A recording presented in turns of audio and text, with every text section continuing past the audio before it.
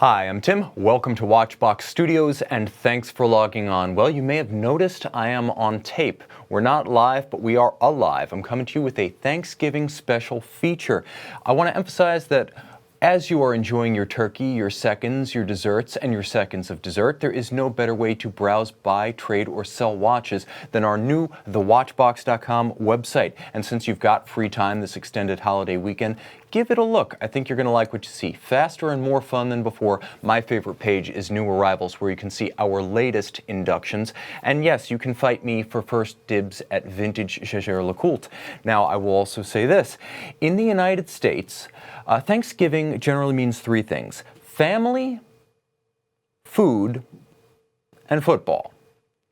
Now, of course, I mean the American version of football where you touch the ball with your hands, but disregard.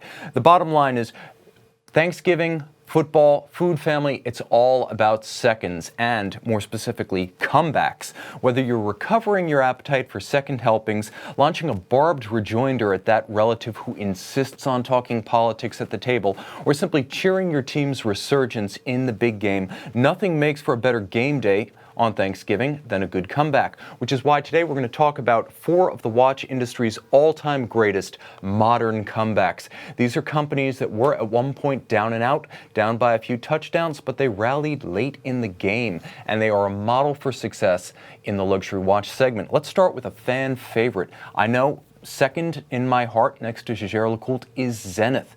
And from 2010 to 2014, the manufacturer from Locle, Switzerland, established in 1865, saw one of the most remarkable recoveries from a fallow period in memory. Now, since its founding in 1865, Zenith has made its name on horological substance and generally conservative styles. But from 2001 to 2009, Zenith, a real purist's watch manufacturer, revered by collectors, issued a series of watches that frankly were unlike anything seen before or since from that august house. Yes, you know, led by the Defy Extreme, and that's how the kids know you're serious when you spell extreme with an X. The brand went off on a little bit of a spree directed by Thierry Nataf, the quirky president, CEO, and self-appointed chief designer of the company. And yes, that is Thierry Nataf with a hunting falcon belly dancers on a man-made island in Dubai. This actually happened. A lot more on top of that, too, such that this is the closest thing the watch industry ever had to an honest-to-God real Bond villain.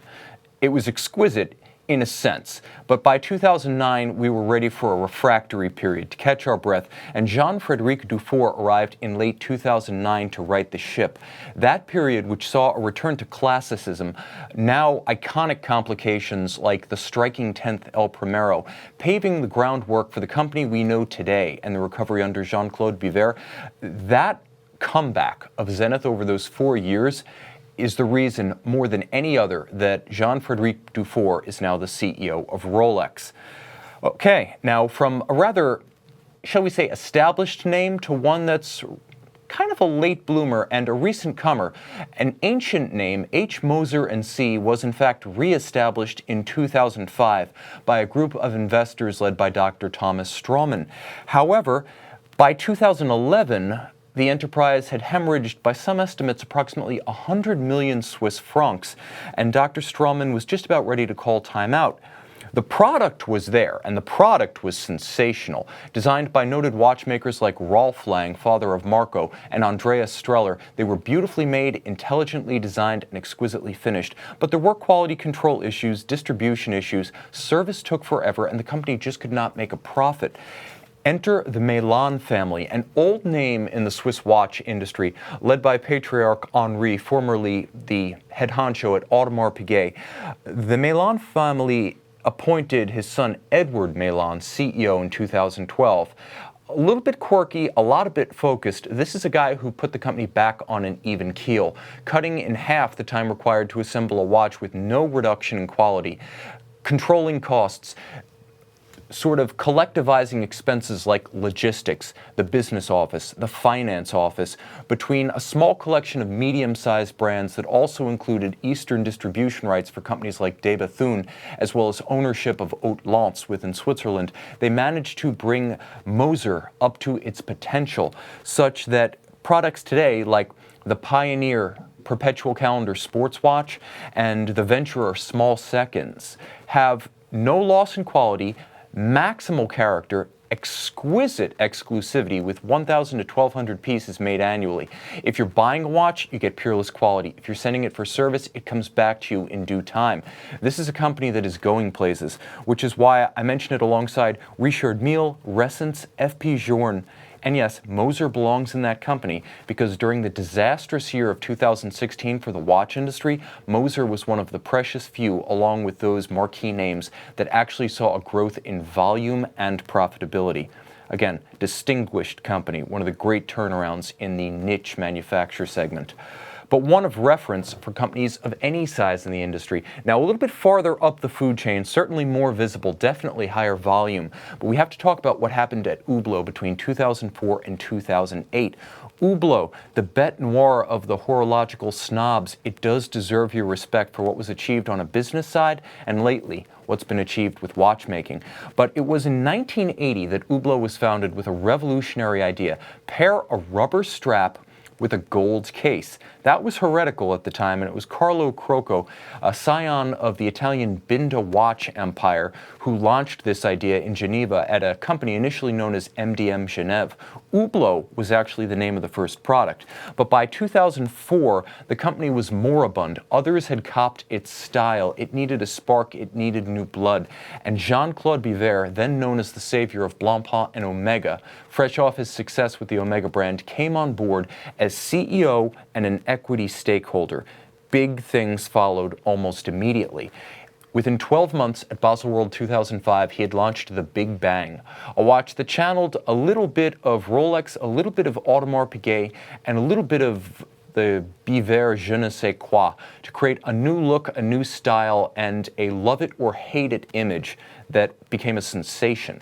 Within 3 years, the company had quadrupled its revenue turnover, and by the time Biver and Crocco sold out their shares to Louis Vuitton Moet Hennessy in 2008, the company had increased its turnover sixfold, and this is in the space of 4 years. Today, it turns over approximately, by the best estimates, 10 times what it earned in 2004. It's a celebrated high horology house. Yes, it is, with in-house calibers like the 1300, the 1200 series Unico, the 1201 Mecha 10, and the MP or Masterpiece line, such that today, flagship products like the MP05 La Ferrari, with a power reserve measured in weeks, multi-mainspring barrels, scrolling time displays, and tourbillon, do the company proud at the top end, competing with the likes of MCT, Richard Mille, and MB&F. While at the lower end, we see watches like the Big Bangs, the Ferraris, even some of the classic Fusion Ultra-Thins, with manufacturer calibers and real pedigree and provenance. One of the ultimate comeback stories, and it happened fast. But I have to say, the most democratic turnaround, and perhaps the one with the broadest appeal, is the miracle that was wrought at one-time junior brand of Rolex, Tudor, from 2007 to roughly 2013. Now, that's not to say Tudor isn't still going strong, just that this was an extraordinary period of change. Now, of course, the company was created in 1946 by Hans Wilsdorf, founder of Rolex, and it was as a junior brand, as a gateway to the Rolex brand. More affordable, calibers that were sourced from suppliers, cases that were shared with Rolex, however. But having exited the US market in 2004 and lost its way globally in the early 2000s, a reboot was necessary at bare minimum. Enter CEO Philippe Peverelli, a veteran of Chopard and a watch industry old hand. Although the relaunch of the brand started in 2007, it was his 2009 arrival that really heralded the beginning of consequential and momentous events. In 2010, we saw the Heritage Chrono. In I believe it was 2013, we saw the Chrono Blue.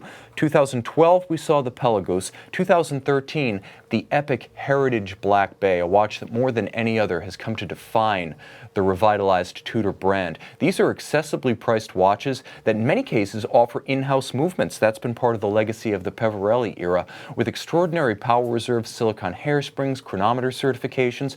The style and the substance are such that this is no longer a little brother or a, shall we say, diminutive of the Rolex brand. This is now a collecting path and a passion in and of itself with no excuses necessary, a gateway not to Rolex but to more Tudor. This has been one of the most spectacular turnarounds, such that when Peverelli left in 2016 to run Rolodeco, which is a company that basically designs the interiors of Rolex retailers and retail signage, he was widely cited as one of the magicians of the watch space, and you don't have to take it from me.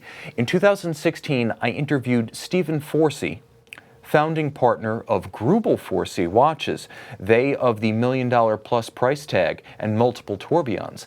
He said that in his opinion, the revival and redefinition of the Tudor brand was the single biggest business story in the watch space that he could remember over the previous decade. That, and he said, the rise of independence, standing shoulder to shoulder with the big groups. Again, if I'm not qualified to opine, I defer to a master, and he certainly is. Folks, stay tuned by following Tim_Masso on Instagram. That's where you get a bird's eye view of my world here at Watchbox in Govberg. And of course, visit our new website at thewatchbox.com. We will be posting new watches throughout the Thanksgiving weekend. Until then, I want to just say, more than anything, I'm thankful for the support of an incredible team. Their talents, their kindness, their encouragement, and the way they empower me. I'm thankful for the Govbergs, for Shannon Beck, for Sue Jacquette, the chairman of our social media side, and of course, I'm fortunate to have turned my passion into my profession and to be able to do that every single day. Ultimately, I'm also thankful for you, because it's your views, your encouragement, and your longtime support that is the reason I'm here now. Thank you. Happy Thanksgiving. I'm Tim. This is Watchbox, and thanks for logging on.